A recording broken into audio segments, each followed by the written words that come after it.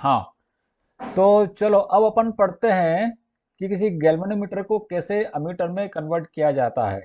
ठीक है, तो सबसे पहले तो अपन ये समझे कि गैल्वेनोमीटर और अमीटर दोनों में डिफरेंस क्या होता है। एक्चुअली दोनों एमीटर, दोनों एम्पियर नापने के काम में आती है, दोनों करंट मेजर करते हैं, लेकिन गैल्वेनोमीटर जो है वो छोटा करंट मेजर करता है, 0.1 एम्पियर, 0.01 एम्पियर ऐसा। और अमीटर बड़ा करंट मेजर करता है, 5 एम्पियर, 10 एम्पियर वैसा। ठीक है, तो एक तो ये हो गया। दूसरा, चूंकि गैल्वेनोमीटर बहुत सेंसिटिव है ना, इसलिए वो बहुत कम करंट को भी मेजर कर लेता है, इसलिए नॉर्मली उसको उसी पर्पस के लिए यूज करते हैं। ठीक है। अच्छा, मान लो हमने एक, हमारे पास मान लो एक गैल्वेनोमीटर है, और उसकी कैपेसिटी मान लो मैक्सिमम, मान लो वो 1 एम्पियर करंट मेजर कर सकता है। ठीक है। और मान लो अब हमको लगाना है, हम चाहते हैं कि उससे 10 एम्पियर करंट मेजर करे, तो क्या प्रॉब्लम आएगी? गैल्वेनोमीटर मर जाएगा बेचारा, उसकी कॉइल जल जाएगी। वो तो 1 एम्पियर मैक्सिमम 1 एम्पियर तक के लिए डिजाइंड है, उसमें 10 एम्पियर फ्लो करवाएंगे तो वो तो वैसे जल जाएगा, धुआं निकल जाएगा उसमें तो। ठीक है। तो हम ऐसा कुछ चेंजेस करेंगे गैल्वेनोमीटर में कि उसी गैल्वेनोमीटर से हम 10 एम्पियर भी नाप लें। ठीक है। और इसी को हम कहते हैं conversion of galvanometer into ammeter. ठीक है। अच्छा, अब अपन ये देखें कि करंट को मेजर कहाँ, जो हम हम कैसे करते हैं। मान लो ये कोई रेजिस्टेंस है। ठीक है। मान लो 5 ओम का रेजिस्टेंस है, और मान लो ये हमने बैटरी लगा रखी है, और ये बैटरी मान लो 50 वोल्ट की है। ठीक है। तो इसमें करंट कितना फ्लो होना था? 10 एम्पियर। 10 एम्पियर करंट फ्लो होना था इसके अंदर। ठीक हाँ है। सर। अब मैंने इसमें लगा दिया है एक अमीटर करंट को नापने के लिए। ये अमीटर है, दिस इज अमीटर। हर एक इक्विपमेंट का, हर एक इंस्ट्रूमेंट का कुछ तो रेजिस्टेंस होता है। ये अमीटर जो है, इसका मान लो कुछ रेजिस्टेंस है। ठीक है। मान लो इसका कुछ रेजिस्टेंस है, मान लो इसका रेजिस्टेंस है 2.5 ओम। इस एमीटर का खुद का रेजिस्टेंस 2.5 ओम है। तो टोटल रेजिस्टेंस कितना हो गया सर्किट में? ओ, 7.5 ओम हो गया टोटल रेजिस्टेंस। अब ये 50 को 7.5 से डिवाइड करो, तो ये कितना आ जाएगा? 50 को 7.5 से डिवाइड करो तो जो पहले जो 10 एम्पियर था वो 7 एम्पियर के आसपास आ जाएगा अप्रोक्सीमेटली। अब एमीटर को हमने लगाया था करंट नापने के लिए, तो एमीटर को बोलना था इसमें 10 एम्पियर करंट फ्लो हो रहा है, लेकिन एमीटर की वजह से करंट चेंज हो गया। एमीटर को लगाने की वजह से करंट चेंज हो गया यहाँ तो हम तो गलत करंट नाप रहे हैं भाई। तो हमारा रिक्वायरमेंट क्या होना चाहिए? हमारा रिक्वायरमेंट होना चाहिए एमीटर का resistance should be as low as possible, theoretically it should be zero. Ammeter का रेजिस्टेंस थ्योरेटिकली जीरो होना चाहिए, ताकि सर्किट में रेजिस्टेंस 5 का 5 ही रहे और करंट का 10 ही रहे, और वो 10 नापे। दो चीजें बताई मैंने। Ammeter is connected in series. Ammeter देखो यहाँ पर सीरीज में लगा हुआ है। दूसरा, the resistance of ammeter should be as low as possible, theoretically should be zero, so that it does not affect the current. समझ में आ गया? अब मान लो हाँ मेरे सर। पास गैल्वेनोमीटर है, मेरे पास मान लो एक गैल्वेनोमीटर है। ठीक है। मान लो ये गैल्वेनोमीटर है, और इसकी कैपेसिटी मान लो मैक्सिमम 1 एम्पियर का करंट ये मेजर कर सकता है, और मुझे इससे 10 एम्पियर का करंट मेजर करवाना है। ठीक है। तो मैं इससे 10 एम्पियर करंट यदि मैं इसमें इनपुट दूंगा तो ये तो मुश्किल हो जाएगा, इसकी तो कॉइल जल जाएगी, बेचारा मर जाएगा ये तो क्या करें ताकि इसी से मैं 10 एम्पियर करंट भी मेजर कर लूं, और इक्विपमेंट भी खराब ना हो। ठीक है। तो मैंने क्या किया, मैंने इधर से मैंने 10 एम्पियर करंट लिया। ठीक है। ये 10 एम्पियर करंट लिया मैंने इधर से। ठीक है। इसमें तो 1 एम्पियर करंट जाना है, इसमें 1 एम्पियर करंट जाना है। तो मैंने क्या कर दिया, इसके पैरेलल एक रेजिस्टेंस लगा दिया। ठीक है। इसके पैरेलल एक रेजिस्टेंस लगा दिया, और रेजिस्टेंस ऐसी वैल्यू का लगाया कि 9 एम्पियर इसके थ्रू आ गया। 9 एम्पियर इसके थ्रू आ गया। ये 1 एम्पियर जो है ये यहाँ से आ रहा है और ये वापस यहाँ पे 10 एम्पियर हो गया। तो मैंने इसको इनपुट कितना दिया, 10 एम्पियर।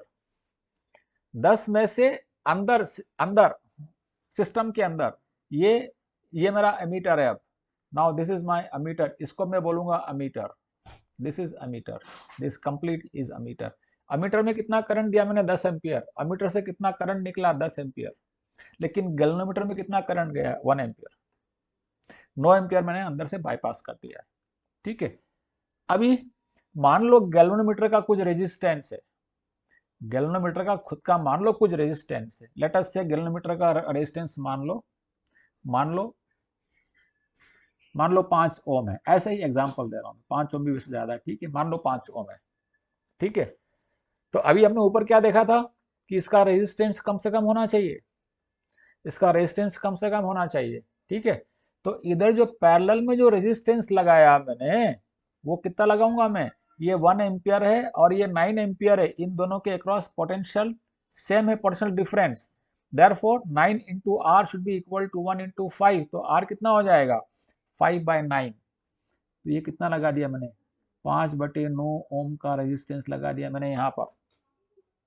5/9 ओम का रेजिस्टेंस लगा दिया। तो इसके अक्रॉस ड्रॉप कितना हुआ, 5/9 इंटू 9 मतलब 5 वोल्ट। और यहाँ ड्रॉप कितना हुआ, 5 इंटू 1 का मतलब 5 वोल्ट, मतलब इसके अक्रॉस 5 वोल्ट का ड्रॉप हो गया। ठीक है, और इसका पूरे का रेजिस्टेंस कितना हो गया, एमीटर का रेजिस्टेंस।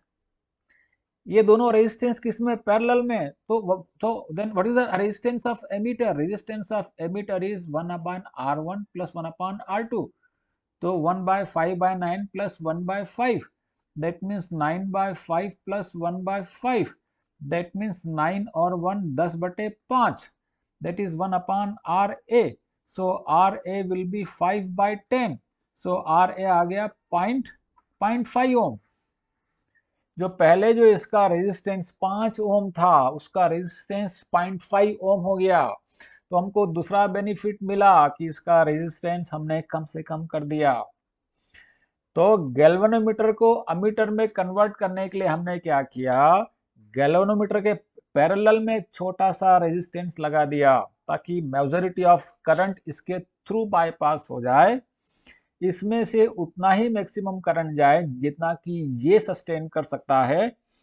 और ये करने से टोटल रेजिस्टेंस भी कम हो गया, पहले 5 ओम था अभी 0.5 ओम हो गया, रेजिस्टेंस 1/10 कर दिया है। तो इसका एमीटर का रेजिस्टेंस भी कम हो गया, ये भी बेनिफिट मिल गया।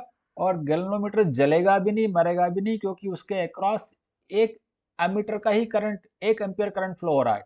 ठीक है, और अब मैं क्या करूंगा, ये जो इसकी जो स्केल थी गैल्वेनोमीटर की, मान लो ये इसकी स्केल थी गैल्वेनोमीटर की। ठीक है, गैल्वेनोमीटर की मान लो ऐसी स्केल थी,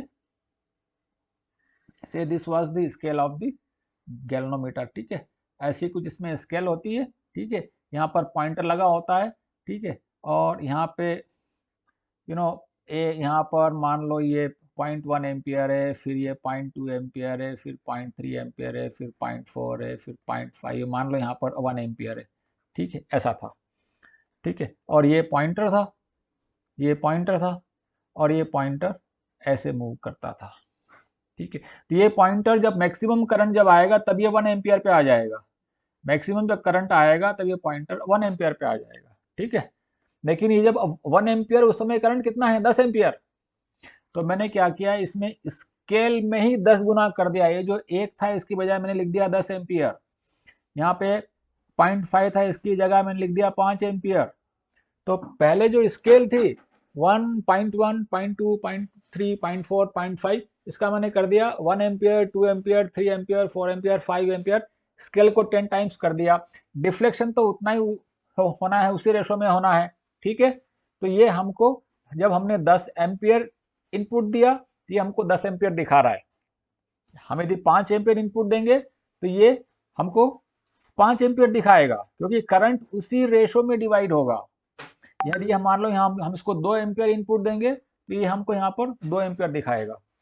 ठीक है, कंक्लूजन, गैल्वेनोमीटर को अमीटर में कन्वर्ट करने के लिए गैल्वेनोमीटर के पैरेलल में एक छोटा सा रेजिस्टेंस लगा दिया वो रेजिस्टेंस लगाने से बेनिफिट ये हुआ कि जितना करंट गैल्वेनोमीटर से पास होना था उतना ही करंट गैल्वेनोमीटर से पास हुआ, और बाकी का जो रिमेनिंग करंट है वो ये जो पैरेलल में रेजिस्टेंस लगाया इसके थ्रू पास हो गया है, और गैल्वेनोमीटर की स्केल को अकॉर्डिंगली हमने मॉडिफाई कर दिया।